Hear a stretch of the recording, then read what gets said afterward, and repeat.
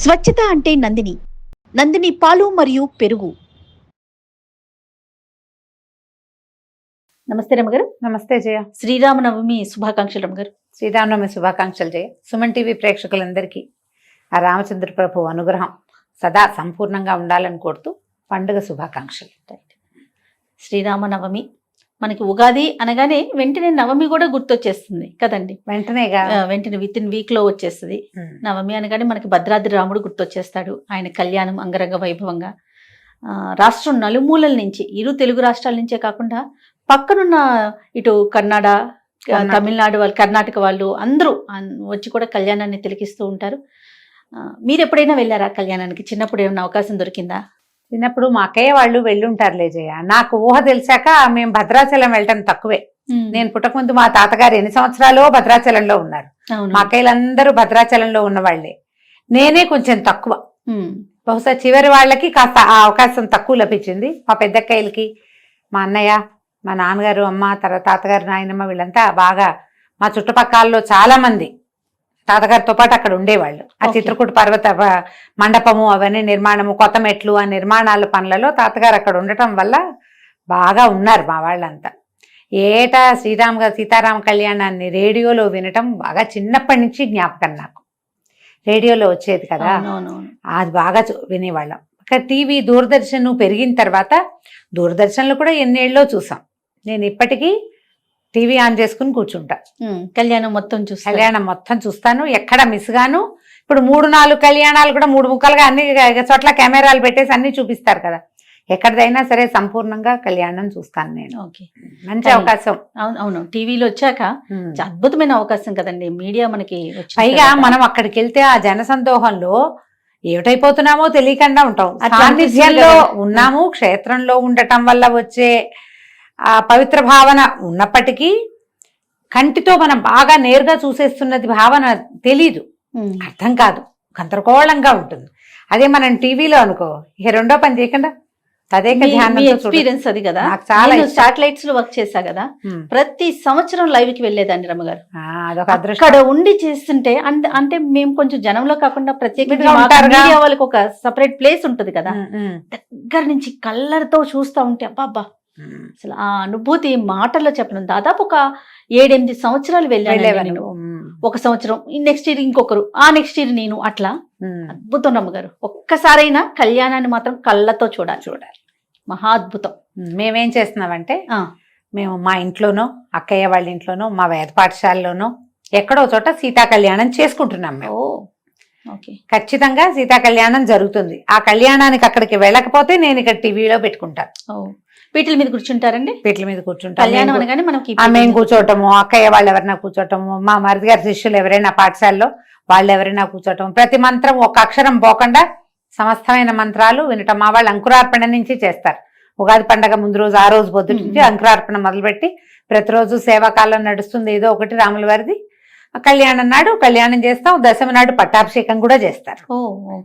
రమగారు, ఇది సీతారాముల కళ్యాణం చూస్తే వివాహం కాని వారికి వివాహం జరుగుతుందనేది వింటూ ఉంటాం కదండి. అవును, అంటే కళ్యాణానికి వెళ్ళే చూడాలని కాదు, మనం ఇంట్లో మన పిల్లలకి పెళ్లిళ్ళు కావటం లేదు, మన ఇంట్లో సీతా కళ్యాణం జరుపుకుంటే మనకి కూడా కన్యాదానం చేసే అవకాశం లభిస్తుందని చెప్తారు పెద్దవాళ్ళు. అమ్మవారు భగవంతుడి కళ్యాణం చేస్తే సమస్తమైన కళ్యాణాలు మన ఇంట్లో జరుగుతాయి. అంతేగా, కళ్యాణం అంటే వివాహం అనే కాదుగా, శుభాలు కూడా అన్ని రకాల శుభాలు జరుగుతాయి.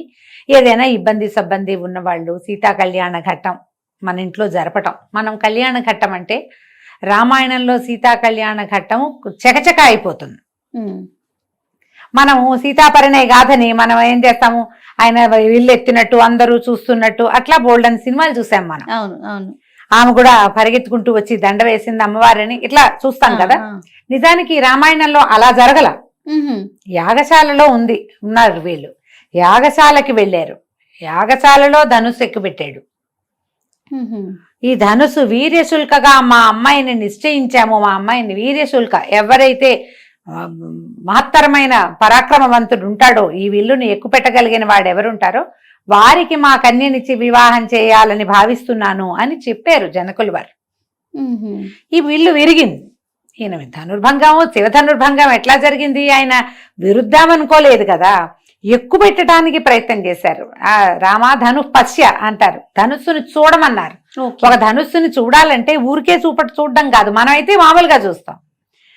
ఈ కోదండ విద్య వచ్చిన వాడు ఏం చేస్తాడు, ఏమిటి దాని పాటి, దాని శక్తి ఏమిటి, దాని సత్తా ఏమిటి, ఎక్కడ దాని తాలూకు పవర్ ఉంది అనేది, తర్వాత ఎంత ధనుస్సు సారించగలుగుతామో అనేది చూడాలనుకుంటారు.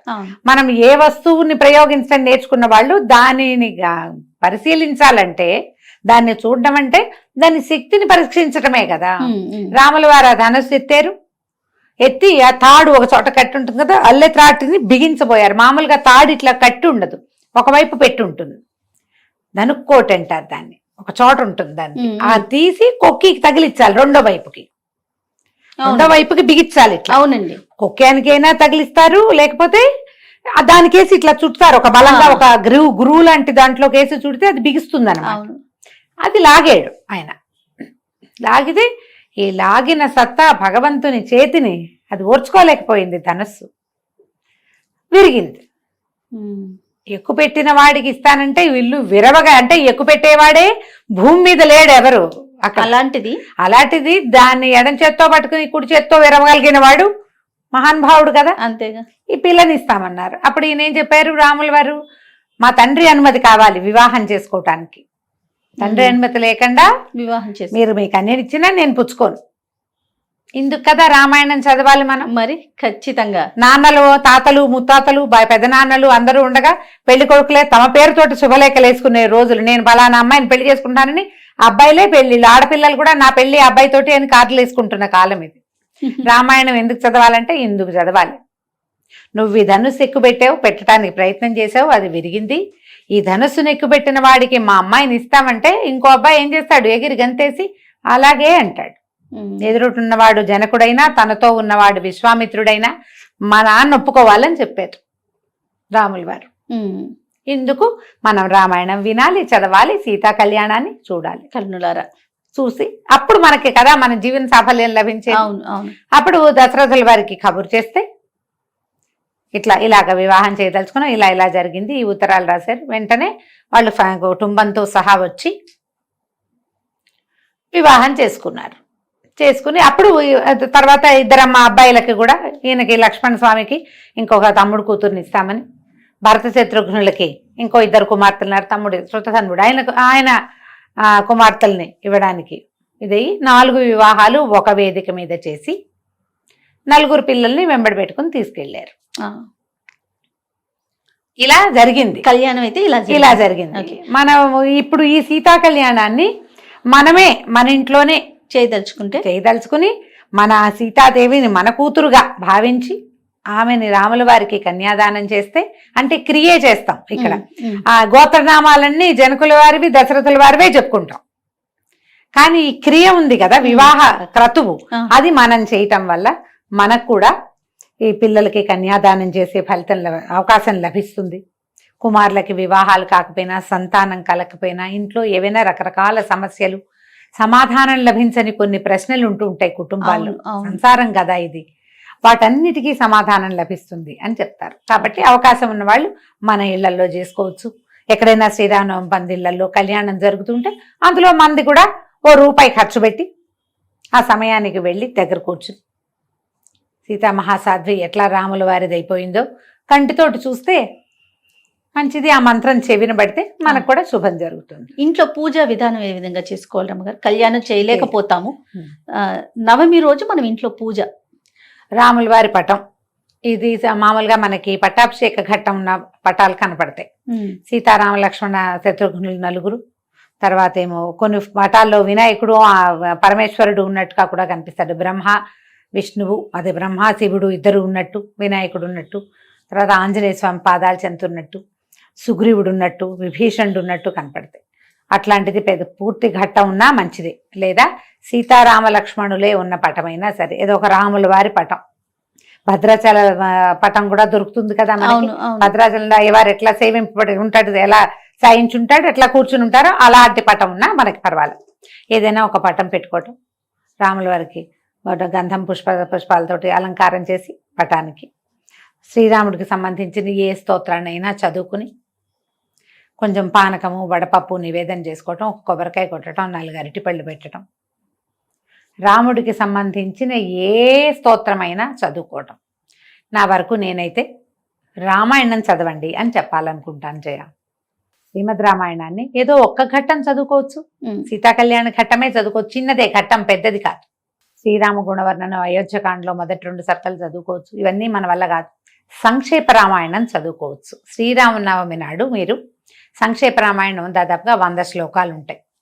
మొత్తం రామాయణాన్ని 100 శ్లోకాల్లో చెప్పేశారు. ఓహో. ఈ మొత్తం రామాయణాన్ని ఎవరికి చెప్పారో ఇక్కడ చెప్పాలి విశదంగా మనం. నారదుల వారు వాల్మీకి మహర్షికి బోధించిన రామాయణ గాథ. ఈయన అడిగాడు వాల్మీకి మహాముని, ఎవరున్నారు ఈ ప్రపంచంలో అద్భుతమైన కళ్యాణ గుణాలు కలిగిన వాళ్ళు ఎవరైనా ఉన్నారా?